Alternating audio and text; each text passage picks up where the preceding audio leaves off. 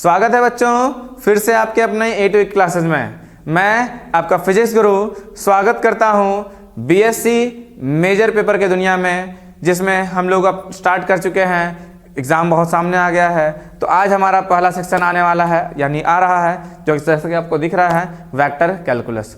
Vector calculus ऐसा section है जहां से अगर आप लोग आराम से कर लीजिएगा 2 लेक्चर हम लोग लाने वाले हैं। 2 लेक्चर अगर आप कर लेते हैं तो आपके पेपर में आराम से 20 मार्क्स तक आएगा। आज के लेक्चर से 5 से 6 मार्क्स आएगा, और अगला एक और लेक्चर आने वाला है 100% वहां से एक लॉन्ग क्वेश्चन आएगा ही आएगा। मतलब 2 लेक्चर से आपका 20 मार्क्स आने वाला है। तो चलिए स्टार्ट करते हैं और देखते हैं हमारे पास क्या आने वाला है।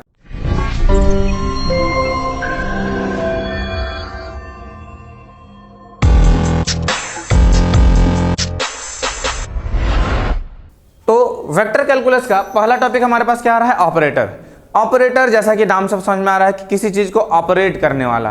तो किसको ऑपरेट करेगा भाई? तो वेक्टर कैलकुलस को ऑपरेट करेगा। तो क्या आप लोगों को ऑपरेटर के बारे में पता है? क्या नया आपको लग रहा है? बिल्कुल नया नहीं है। बचपन से हम लोग देख रहे हैं ऑपरेटर्स को, बस पता ये नहीं है कि इसको ऑपरेटर बोलते हैं। पहला हम लोग जो ऑपरेटर देखे थे वो था बोडमास। बोडमास के बारे में आप लोग को पता है। उसके बाद जब हम लोग थोड़ा सा बड़े हुए तो हम लोग के पास और ऑपरेटर्स आया। क्या आया भाई? तो डिफरेंशिएशन आया। डिफरेंशिएशन भी एक तरह का क्या है? ऑपरेटर है। डिफरेंशिएशन का ही एक और भाई था, इसका उल्टा भाई कौन? इंटीग्रेशन। तो ये भी क्या है? एक तरह का ऑपरेटर है। यानी कि ऑपरेटर्स के बारे में हमको पता है, बट इस जगह पर वेक्टर कैलकुलस के लिए कुछ स्पेशल ऑपरेटर्स का जरूरत पड़ रहा है। तो क्या कौन सा है वो ऑपरेटर? तो जो सबसे पहला ऑपरेटर है मेरे पास, वो है मेरे पास डेल ऑपरेटर, या फिर इसी को हम बोलते हैं डेल्टा ऑपरेटर भी बोलते हैं। क्या बोलते हैं? डेल्टा ऑपरेटर भी बोलते हैं। तो देखिए, डेल्टा ऑपरेटर को डेल्टा से डिनोट किया जाएगा, जैसा कि आप लोग बचपन से पढ़ते हैं डेल्टा का सिंबल क्या होता है। और ये जो होता है एक तरह का वेक्टर ऑपरेटर होता है। कैसे पता चलेगा भाई? तो वेक्टर का सिंबल भी है आई कैप, जे कैप, के कैप है। तो इसका फॉर्मूला क्या हो जाता है? तो आई कैप डॉ बाई डॉ एक्स प्लस जे कैप डॉ बाई डॉ वाई प्लस के कैप डॉ बाई डॉ जेड। अब आता है कि आई जे के क्या है, डॉ बाई डॉ एक्स क्या है? तो डॉ बाई डॉ एक्स, डॉ बाई डॉ वाई, डॉ बाई डॉ जेड। इसको हम लोग बोलते हैं पार्शियल डेरिवेटिव। बोलोगे सर क्या डॉ डॉ डॉ डॉ कर रहे हैं? ये हम लोग पढ़े हैं पार्शियल डेरिवेटिव, याद है आपको? अगर नहीं याद है तो थोड़ा सा डिस्कशन कर लेंगे हम लोग अगले स्लाइड में। चलिए देखते हैं पहले इस पे। तो आई कैप, जे कैप, के कैप क्या है? बचपन से पढ़ते आ रहे हैं कि सर इसको हम लोग क्या बोलते हैं? Unit vector along X axis, Y axis and Z axis. तो सबसे पहला हमारे पास प्रश्न आया कि बच्चा तुम ही लोग बताओ कि नॉर्मल डेरिवेटिव और पार्शियल डेरिवेटिव होता क्या है। तो इसका हम एग्जाम्पल के थ्रू समझाते हैं, बाकी ये सब लिख दिया गया है, उससे ज़्यादा हम लोग को काम होगा नहीं। हम लोग को तो मेन उसका यूज़ करना है। तो कैसे यूज़ करेंगे? एक एग्जाम्पल लेते हैं। मान लीजिए मेरे पास एक है 4x² प्लस वाई क्यूब। इसका हमको डिफरेंशिएशन करना है। तो अगर नॉर्मल डेरिवेटिव करेंगे हम, नॉर्मल डेरिवेटिव यानी कि अगर हम d बाई डी एक्स अगर हम करते हैं 4x² प्लस वाई क्यूब का, तो हमको पता है कि इसका क्या होगा? इसका करिए डिफरेंशिएशन। तो इसका डिफरेंशिएशन करेंगे तो क्या आएगा मेरे पास? 8x प्लस इसका डिफरेंशिएशन क्या आएगा भाई? तो इसका डिफरेंशिएशन के लिए D by D X of Y cube हमको समझ में ही नहीं आ रहा है, अब क्या करेंगे हम? ठीक है, बट हम लोग जानते हैं इसके आगे काम कर सकते हैं आप, बट इस केस में ऐसा हम लोग यहाँ पर फिलहाल हम लोग को इसके आगे काम हम लोग को नहीं जरूरत पड़ेगा। हम लोग को पार्शियल डेरिवेटिव पे आते हैं। पार्शियल डेरिवेटिव इसी चीज़ को अगर हम ले लें, यानी कि 4x² प्लस सेम क्वेश्चन को ले रहे हैं हम वाई क्यूब को। अब दिक्कत यहाँ है, यहाँ पे x भी था वेरिएबल, y वेरिएबल था। वेरिएबल के हिसाब से ही हमको आगे चलना पड़ रहा था। कांस्टेंट रहता तो हम यहाँ डायरेक्ट 0 कर सकते थे, बट नहीं हुआ। बट पार्शियल डेरिवेटिव, नाम ही है पार्शियल, भेदभाव करने वाला आदमी है ये। तो देखिए क्या होगा, जैसे ही हम इसको डिफरेंशिएशन करेंगे अगर x के रिस्पेक्ट में, तो 4x² प्लस वाई क्यूब, तो ये केवल x को देखेगा, पार्शियल है ना, पार्शियलिटी करेगा। तो x को करेगा तो क्या आएगा आंसर? 8x। लेकिन भाई हम x हैं, x को देखेंगे, हम y को काहे देखेंगे भाई? तो y को नहीं देखेंगे तो y मेरे लिए कुछ नहीं है। कुछ नहीं है मतलब क्या हो गया? 0।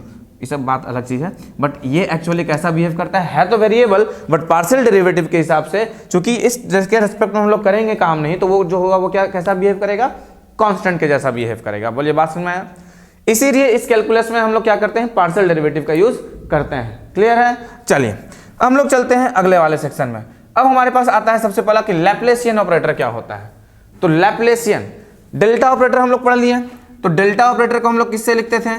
तो डेल्टा ऑपरेटर को हम लोग इससे लिखते थे, अगर डेल्टा ऑपरेटर को ही स्क्वायर कर दें, स्क्वायर कहने का मतलब है कि इस तरह से हम एक और डॉट प्रोडक्ट कर देंगे, तो ये क्या हो जाएगा मेरे पास, तो डेल का स्क्वायर हो जाएगा। तो डेल का स्क्वायर कैसे हो जाएगा, तो ये आपको तो समझ में आ ही रहा है। हम कैसे होगा, तो हमको पता है, क्या पता है भाई, तो डेल जो होता है वो क्या होता था, आई कैप डॉ बाई डॉ एक्स प्लस जे कैप डॉ बाई डॉ वाई प्लस के कैप डॉ बाई डॉ जेड। अब इसी को हमको इसी के साथ करना है, यानी कि अगर हम डेल स्क्वायर निकालेंगे तो डेल स्क्वायर मेरे पास क्या आ जाएगा, खुद देखिए आप, तो आई कैप डॉ बाई डॉ एक्स प्लस जे कैप डॉ बाई डॉ वाई प्लस के कैप डॉ बाई डॉ जेड। और इसी को करेंगे हम लोग डॉट, डॉट किसके साथ, इसी के साथ करेंगे। अच्छा ये जेड लिखने का मेरा थोड़ा अलग से ये हो गया है, हमारे गुरुजी है, ठीक है, उनका देख देख के उनसे आदत हम लोग को लग गया है, क्योंकि उनका कहना था कि 2 और जेड एक जैसा होने लगता है, तो उनका ये आदत था और उन्हीं का आदत मेरे में भी आ गया, इसलिए हम जेड को ऐसे ही लिखते हैं। तो ध्यान दीजिएगा, अब हमको करना था डेल को डेल के साथ, तो डेल को डेल के साथ करेंगे तो मतलब फिर से सेम आने वाला है मेरे पास, आई कैप डॉ बाई डॉ एक्स प्लस जे कैप डॉ बाई डॉ वाई प्लस के कैप डॉ बाई डॉ जेड। अब चलिए डॉट निकाल दीजिए, तो जैसे ही डॉट निकालेंगे तो क्या आएगा, आई को आई के साथ कर दें तो यहाँ आ जाएगा डॉ स्क्वायर डॉ एक्स स्क्वायर प्लस डॉ स्क्वायर डॉ वाई स्क्वायर प्लस डॉ जेड स्क्वायर। तो ये आ जाएगा मेरे पास क्या, ये आ गया मेरे पास डेल स्क्वायर। इसी को हम लोग क्या बोलते हैं, लैप्लेसियन ऑपरेटर। बोलिए कोई दिक्कत, जल्दी से नोट कर लीजिए। चलिए हो गया नोट, हम लोग अब अगले सेक्शन पर चलते हैं। अब हमारे पास अगला टॉपिक जो है वो है मेरे पास gradient of a scalar function. अब आता है कि gradient of a scalar function क्या होगा सर, स्केलर फंक्शन। देखिए बात को समझिए आप, मेरे पास दो तरह का फंक्शन होता है, vector function and scalar function. अब बात को समझिए, एक डेल ऑपरेटर हम पढ़ लिए हैं, अब डेल के साथ हम लोग क्या क्या काम कर सकते हैं।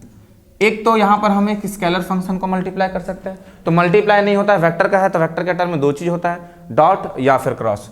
तो एक हम लोग ये कर सकते हैं, दूसरा हम लोग क्या कर सकते हैं, तो इसी के साथ हम लोग वेक्टर को डॉट प्रोडक्ट कर सकते हैं, और क्या कर सकते हैं, तो इसका हम लोग क्रॉस कर सकते हैं स्केलर के साथ।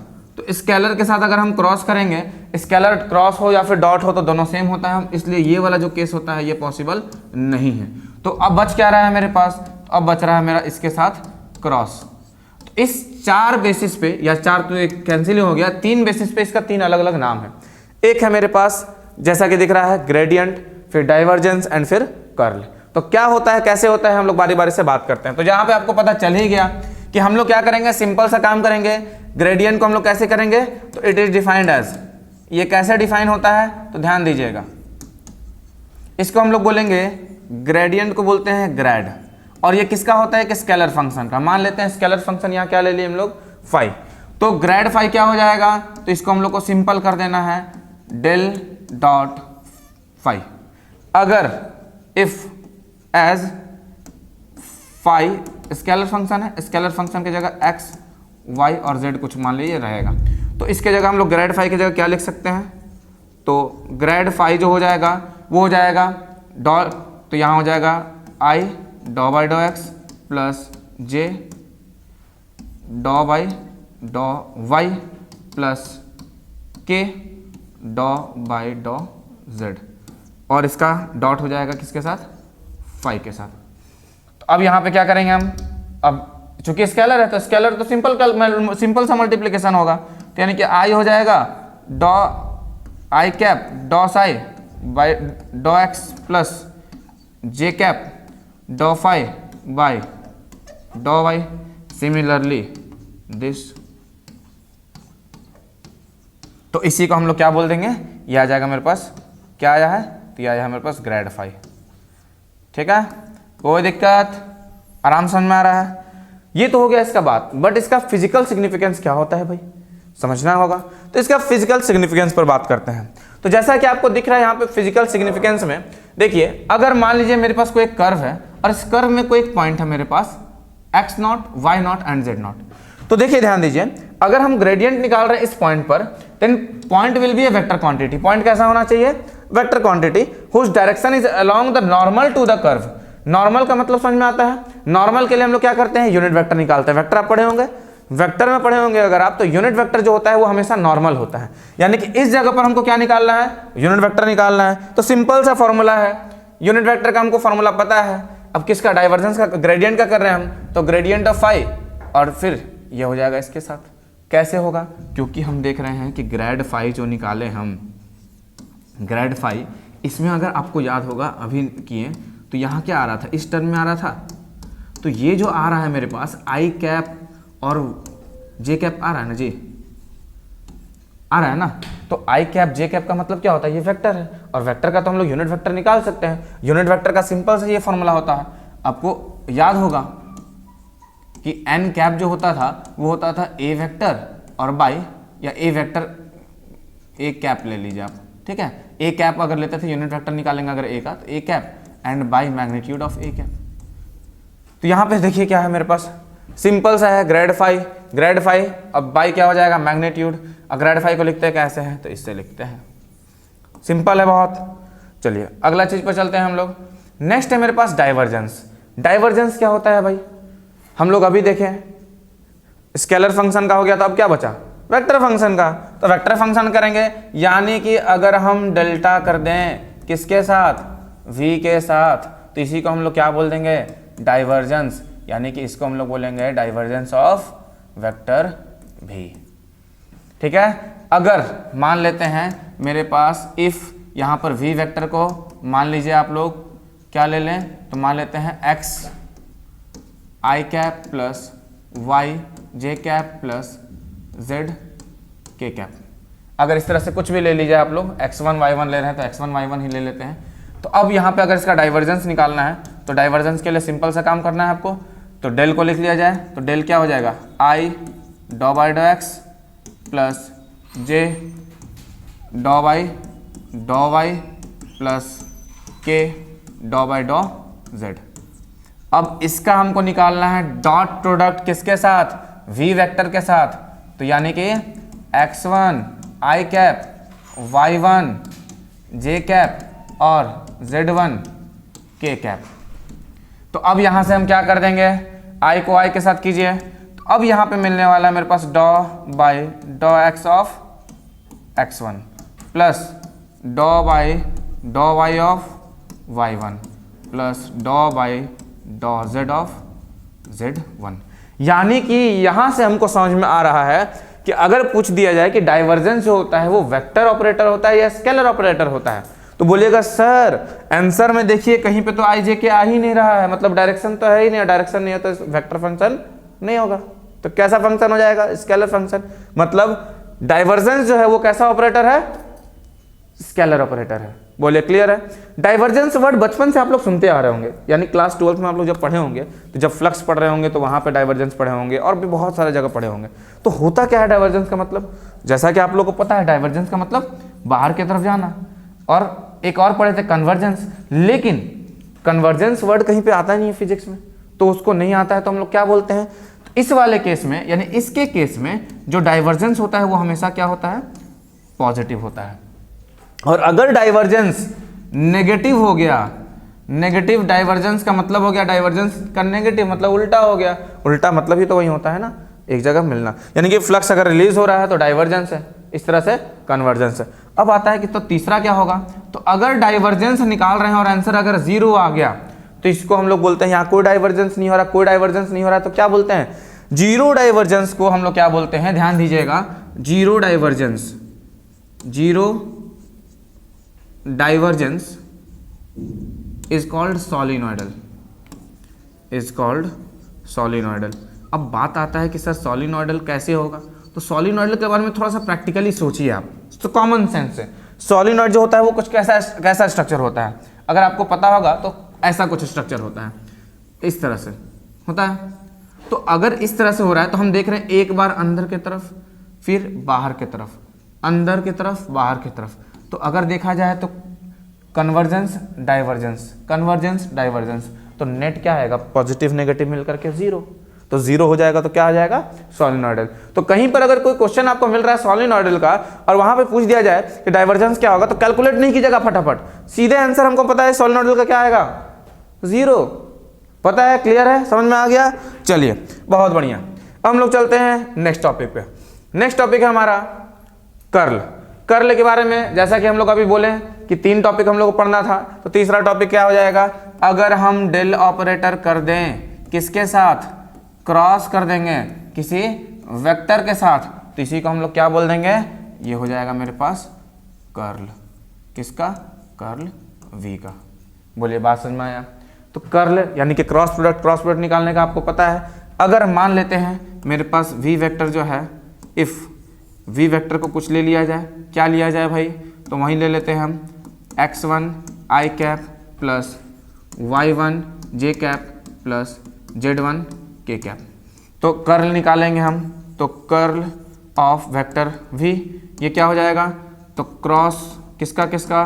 तो डेल्टा ऑपरेटर का और v वेक्टर का। तो डेल्टा ऑपरेटर हमको पता है क्या होता है, तो दोनों का हम करेंगे। तो क्रॉस के लिए हम लोग को पता है कुछ ऐसा सिंबल बनाना पड़ता था, ठीक है। अब डेल्टा ऑपरेटर क्या था भाई? तो बगल में लिख लीजिए डेल्टा ऑपरेटर के बारे में।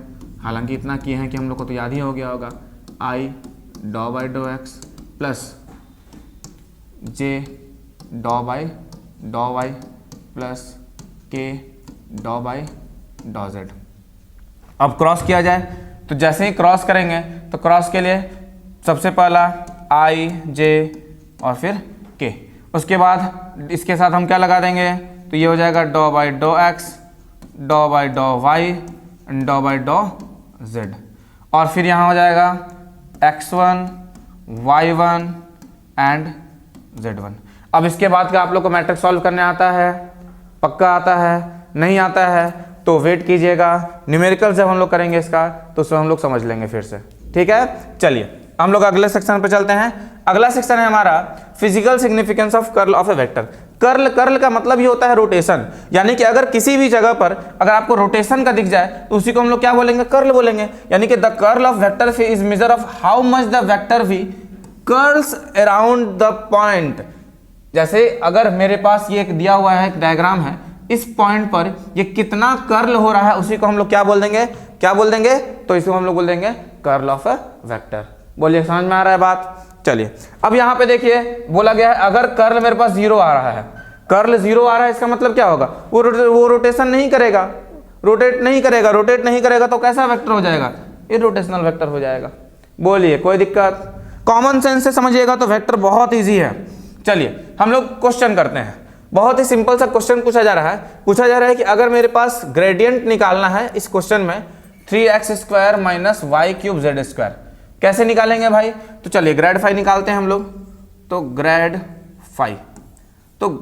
फाई निकालने बोला गया है इस पॉइंट पर, ठीक है। तो सबसे पहले तो हम लोग ग्रेड फाई निकालना है। तो ग्रेड फाई का मतलब क्या होता है? हमको निकालना है डेल्टा किसके साथ? तो इसके साथ।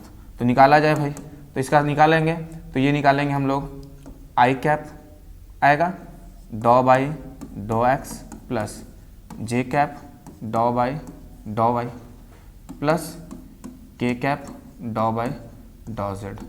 अब ऐसा है कि फाई के साथ हम डायरेक्ट यहाँ पे अगर फाई लिख देंगे तो किसी वाला को कोई दिक्कत नहीं है। चलिए तो डायरेक्ट किया जाए तो आई हम डायरेक्ट कर दें डिफरेंशिएशन डॉ बाई डॉ एक्स, यानी कि पार्शियल डेरिवेटिव करना है किसके रेस्पेक्ट में? यहाँ पर एक्स के रेस्पेक्ट में। एक्स देखिए यहाँ पर है, तो यहाँ पे अगर इसका करेंगे हम तो 3 2 6 यानी कि 6xy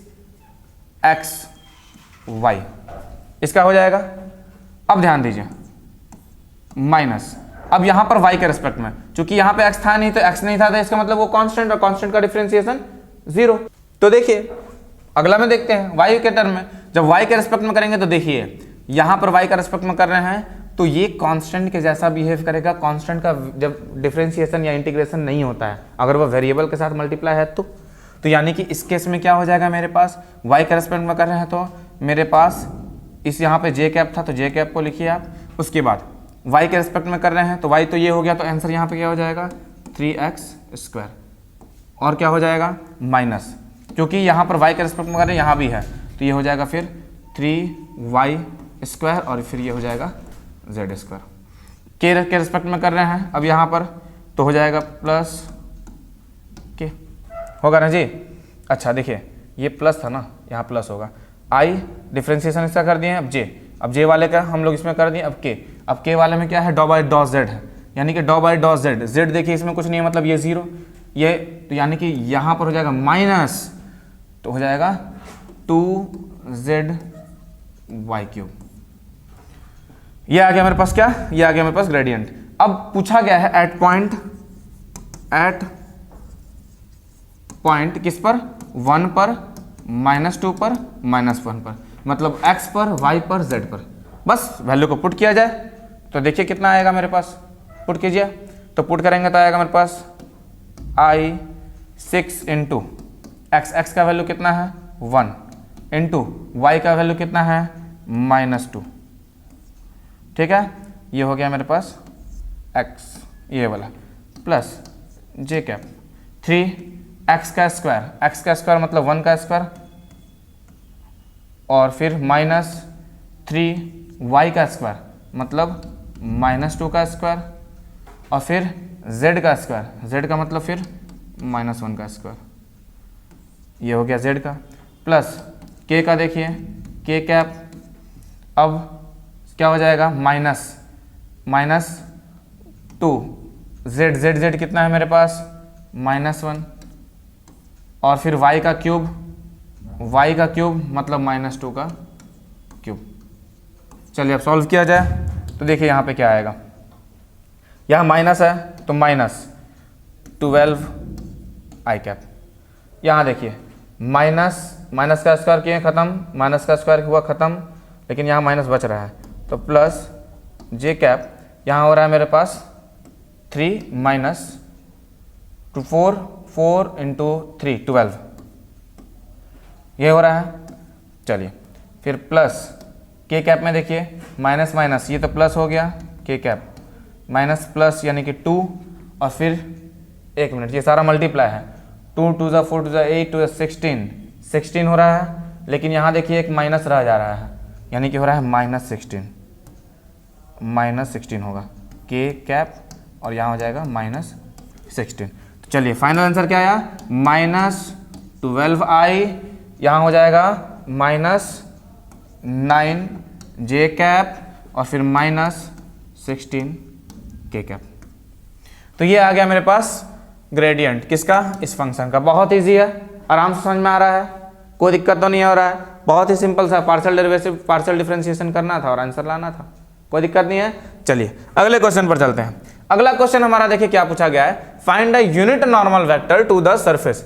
देखिए ध्यान दीजिएगा, यूनिट नॉर्मल वेक्टर, जहां पर यूनिट वेक्टर आ गया, नॉर्मल वेक्टर आ गया, मतलब वहां पे फिर से आपको वही काम करना है, यानी कि जो साम अभी हम काम किए ग्रेड फाई निकालने का, वही सेम काम करना है आपको। बट यहां पर बोला गया है एट द पॉइंट में यूनिट वेक्टर निकालना है। जैसे अभी हम लोग निकाले तो लास्ट में मेरे पास आई कैप जे कैप के रेस्पेक्ट में आया था। अब उतना करने के बाद फिर आपको उसका यूनिट वेक्टर निकालना होगा। यूनिट वेक्टर कैसे निकालेगा, तो मान लीजिए मेरे पास जो भी आया, तो उसको यूनिट वेक्टर निकालने के लिए हम क्या करेंगे, अभी हम लोग पढ़े थे कि ग्रेड फाई जैसे है वैसे, और बाई यहाँ पे क्या हो जाएगा, मैग्नीट्यूड ऑफ ग्रेड फाई। बोलिए बात समझ में आया। तो इस क्वेश्चन को आप सॉल्व कीजिएगा, और सॉल्व करने के बाद इसका आंसर लीजिए, जल्दी जल्दी लिखिएगा, कमेंट में जरूर लिखिएगा। तो फिर से हम लोग मिलते हैं अगले सेक्शन में। अगले सेक्शन में हमारे पास बहुत ही शानदार टॉपिक होगा, क्योंकि वहां से एक लॉन्ग क्वेश्चन आपके एग्जाम में आता ही आता है। ठीक है, तो चलिए मिलते हैं हम लोग अगले सेक्शन में। धन्यवाद।